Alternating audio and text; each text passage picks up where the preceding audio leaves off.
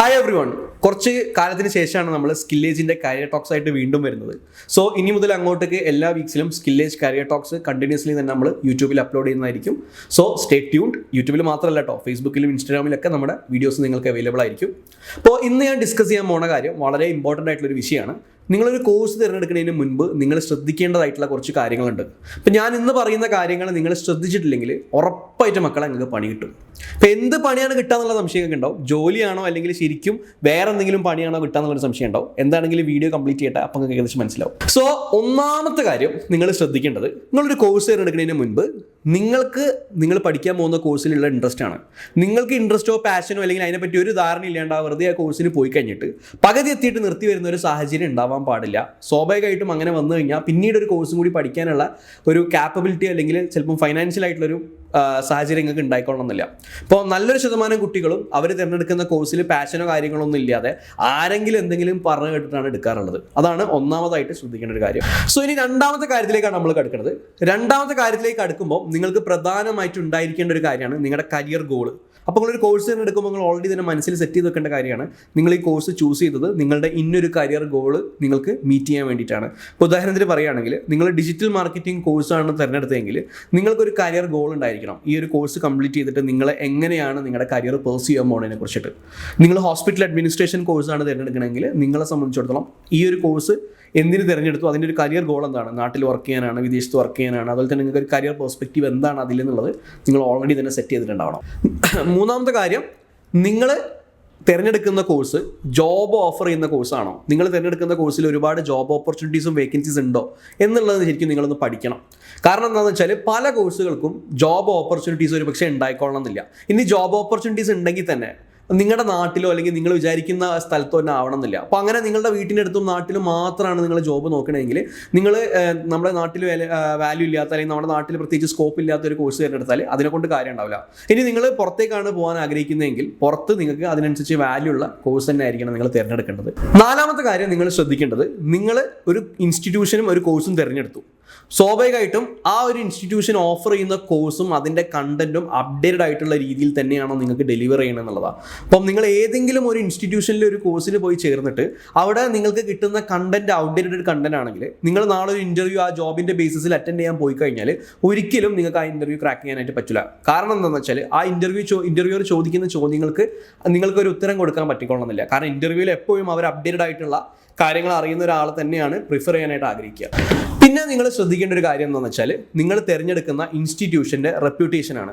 നിങ്ങൾ ഒരു കോഴ്സ് ഒരു ഇൻസ്റ്റിറ്റ്യൂഷനിൽ പഠിക്കാൻ പോയിട്ടുണ്ടെങ്കിൽ എപ്പോഴും നിങ്ങൾ ശ്രദ്ധിക്കേണ്ട കാര്യം ആ ഇൻസ്റ്റിറ്റ്യൂഷൻ ഓഫർ ചെയ്യുന്ന കോഴ്സിൻ്റെ ഒരു പ്ലേസ്മെൻറ്റ് ട്രാക്ക് റെക്കോർഡോ അല്ലെങ്കിൽ ആ ഇൻസ്റ്റിറ്റ്യൂഷൻ്റെ പിന്നിലുള്ള ആ ഒരു ഇൻസ്റ്റിറ്റ്യൂഷനിൽ നിങ്ങൾക്ക് കിട്ടുന്ന ഫാക്കൽറ്റീസിൻ്റെ ഒരു കോർ ആയിട്ടുള്ള എക്സ്പീരിയൻസ്, അവരുടെ എക്സ്പെർട്ടൈസ് തുടങ്ങിയിട്ടുള്ള കാര്യങ്ങളെ പറ്റിയിട്ടൊക്കെ നല്ലൊരു റിസർച്ച് നിങ്ങൾ നടത്തണം. അടുത്തത് റിസോഴ്സസ് ആണ്. ഇപ്പോൾ റിസോഴ്സസ് എന്ന് പറയുമ്പം സ്വാഭാവികമായിട്ടും നിങ്ങൾ പഠിക്കാൻ പോകുന്ന ഇൻസ്റ്റിറ്റ്യൂഷൻ നിങ്ങൾക്ക് ആ ഒരു കോഴ്സ് റിലേറ്റഡ് ആയിട്ട് ഓഫർ ചെയ്യുന്ന റിസോഴ്സസ് ഒരുപാടുണ്ട്. ഇപ്പോൾ ഉദാഹരണത്തിന് പറയുകയാണെങ്കിൽ നിങ്ങൾ ഡിജിറ്റൽ മാർക്കറ്റിംഗ് പോലെയുള്ള ഒരു കോഴ്സാണ് പഠിക്കണമെങ്കിൽ ആ കോഴ്സ് പഠിക്കണമെങ്കിൽ നിങ്ങൾക്ക് 100% പ്രാക്ടിക്കലായിട്ടുള്ള കുറച്ച് പ്രോജക്ട്സിൻ്റെ ഉള്ളിൽ തന്നെ പഠിക്കാൻ പറ്റുള്ളൂ. അപ്പം അങ്ങനെ നിങ്ങൾ നോക്കുകയാണെങ്കിൽ നിങ്ങൾ പഠിക്കുന്ന ഇൻസ്റ്റിറ്റ്യൂഷനിൽ അത്തരത്തിലുള്ള ഒരു പ്രാക്ടിക്കൽ പ്രോജക്റ്റ് ചെയ്തുകൊണ്ട് പഠിക്കാനുള്ള ഒരു റിസോഴ്സ് ഉണ്ടാവും.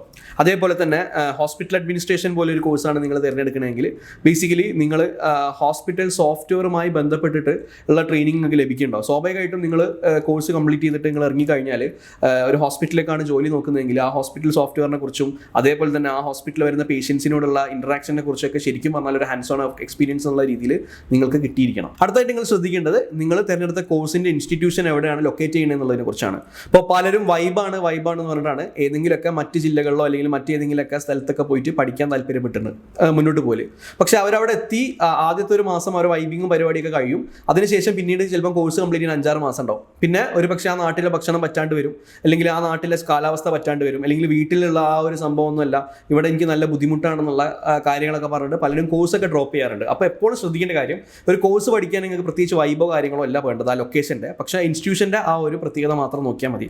എന്നിട്ട് നിങ്ങൾക്ക് നിയറസ്റ്റ് ആയിട്ടുള്ള ഒരു ലൊക്കേഷനോ അല്ലെങ്കിൽ നിങ്ങൾക്ക് കൂടുതൽ ആക്സസിബിൾ ആയിട്ടുള്ള ലൊക്കേഷനോ തിരഞ്ഞെടുക്കണമായിരിക്കും യുക്തി. പിന്നെ നിങ്ങൾ എപ്പോഴും ശ്രദ്ധിക്കേണ്ട മറ്റൊരു കാര്യം എന്താണെന്ന് വെച്ചാൽ ജസ്റ്റ് ഒരു കോഴ്സ് മാത്രം പഠിച്ചാലൊന്നും നിങ്ങൾക്ക് ജോബ് കിട്ടാൻ പോകില്ല. ആ ഇൻസ്റ്റിറ്റ്യൂഷൻ നിങ്ങൾക്ക് അത്യാവശ്യം നല്ല രീതിയിലുള്ള സോഫ്റ്റ് സ്കിൽ ട്രെയിനിങ് ഒക്കെ പ്രൊവൈഡ് ചെയ്യണം. അതായത് നിങ്ങൾ ഒരു ജോലിക്ക് കയറി കഴിഞ്ഞാൽ അവിടെ നിങ്ങൾക്ക് ഉണ്ടായിരിക്കേണ്ട ആ ഒരു ഓർഗനൈസേഷനിൽ മുന്നോട്ട് പോകണമെങ്കിൽ നിങ്ങൾക്ക് ഒരുപാട് സോഫ്റ്റ് സ്കിൽ ബേസ്ഡ് ട്രെയിനിങ് വേണം. അത് ഉദാഹരണത്തിന് പറയുകയാണെങ്കിൽ കമ്മ്യൂണിക്കേഷൻ ആണെങ്കിലും ഒരു ടീമിൽ വർക്ക് ചെയ്യാനുള്ള ടീം വർക്കിംഗ് സ്കിൽസിനെ കുറിച്ചാണെങ്കിലും ഒക്കെ തന്നെ നിങ്ങൾക്ക് നല്ല ട്രെയിനിങ് തന്നിരിക്കണം. അതിനേക്കാൾ ഉപരിയായിട്ട് തന്നെ നിങ്ങൾക്ക് ഇൻ്റർവ്യൂ ട്രെയിനിങ്ങും റെസ്യൂമേ ബിൽഡിംഗ് ട്രെയിനിങ് ഒക്കെ തരണം. അപ്പോൾ ഏറ്റവും മോസ്റ്റ് മോഡേൺ ആയിട്ടുള്ള റെസ്യൂമേ ശരിക്കും പറഞ്ഞാൽ നിങ്ങൾ പ്രിപ്പയർഡ് ആക്കി വെക്കണം. അതേപോലെ തന്നെ നിങ്ങൾ ഇൻഡസ്ട്രി ഡിമാൻഡ് ചെയ്യുന്ന ഇൻ്റർവ്യൂസ് ക്വസ്റ്റ്യൻസ് കാര്യങ്ങൾ ബേസ്ഡ് ആയിട്ടുള്ള ട്രെയിനിങ്, അതേപോലെ തന്നെ സ്വാഭാവികമായിട്ടും തുടക്കക്കാരൻ എന്ന നിലയിൽ നിങ്ങൾക്ക് ഉണ്ടായിരിക്കേണ്ട ക്വാളിറ്റീസിനെ കുറിച്ചൊക്കെ വ്യക്തമായൊരു ധാരണയും ട്രെയിനിങ്ങും ഒക്കെ കിട്ടിയാൽ മാത്രമേ നിങ്ങൾക്കൊരു ജോബിനൊക്കെ കയറി ചെല്ലാൻ പറ്റുള്ളൂ. സോ മക്കളെ, എനിക്ക് പറയാനുള്ളൊരു കാര്യം എന്താണെന്ന് വെച്ചാൽ ഞാൻ ഈ പറഞ്ഞ പോയിന്റ്സ് ഒക്കെ നിങ്ങൾ ശ്രദ്ധിച്ചാൽ നിങ്ങൾക്ക് കൊള്ളാം. വെറുതെ അനാവശ്യമായിട്ട് പൈസ കളയുക, സമയം കളയുക, അതുപോലെ തന്നെ നാട്ടുകാരുടെ ഇടയിൽ ചീത്തപ്പേര് ഉണ്ടാക്കുക, അതൊക്കെ നമുക്ക് ഒഴിവാക്കുക. ഈ പറഞ്ഞ കാര്യങ്ങളൊക്കെ ഒന്ന് ശ്രദ്ധിച്ചാൽ ഇനി കൂടുതൽ വിവരങ്ങൾ ഇതിനെക്കുറിച്ച് അറിയാനും നിങ്ങൾക്കൊരു കരിയർ കൗൺസിലിംഗ് ഒക്കെ ആഗ്രഹിക്കുന്നുണ്ടെങ്കിൽ നിങ്ങൾക്ക് ഞങ്ങളെ നേരിട്ട് കോൺടാക്ട് ചെയ്യാം. അപ്പോൾ ഞാൻ ഈ ഒരു വീഡിയോൻ്റെ കൂടെ നമ്മുടെ കോൺടാക്റ്റും കാര്യങ്ങളൊക്കെ ചേർക്കുന്നുണ്ട്. അതേപോലെ തന്നെ നമ്മുടെ കോഴ്സിൻ്റെ ഡീറ്റെയിൽസ് നമ്മളിവിടെ പ്രൊവൈഡ് ചെയ്യാൻ 3-4 കോഴ്സസ് ഉണ്ട്. ആ കോഴ്സിൻ്റെ ഡീറ്റെയിൽസും ഞാൻ ഈ ഒരു വീഡിയോൻ്റെ കൂടെ ചേർക്കുന്നുണ്ട്. So stay tuned. ഇനിയും ഇതുപോലെയുള്ള വീഡിയോസൊക്കെ നിങ്ങളിലേക്ക് വരുന്നതായിരിക്കും. നമ്മൾ ഇനിയും ഒരുപാട് ഇൻഫോർമേറ്റീവ് വീഡിയോസൊക്കെ കണ്ടിന്യൂസ്ലി നമ്മുടെ സ്കില്ലേജിൻ്റെ ഈ ഒരു യൂട്യൂബ് പേജിൽ വരുന്നതായിരിക്കും. Thank you.